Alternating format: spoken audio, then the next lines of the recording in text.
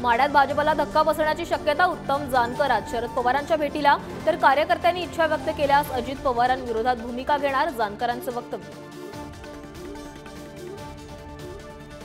अमरावतीत राणाविरुद्ध अडसूळ राजकीय वैर संपण्याची शक्यता. नवनीत राणा, रवी राणा अडसूळ पितापुत्रांची त्यांनी घेतली भेट.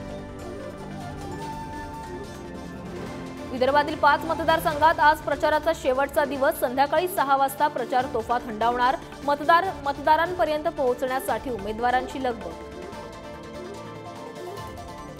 महायुतीत नाशिकच्या जागेचा गुंता आणखी वाढला. सातारा सोडल्यानंतर नाशिकसाठी राष्ट्रवादीचा दबाव वाढला. शिंदेंच्या सेनेची समजूत काढण्याची जबाबदारी भाजपावर. एकनाथ खडसेंना दाऊद आणि छोटा शकील गँगकडून धमकी. मुक्ताईनगर पोलिसात खडसेंची तक्रार. 15 आणि 16 तारखेला फोनवरून धमकी आल्याची माहिती.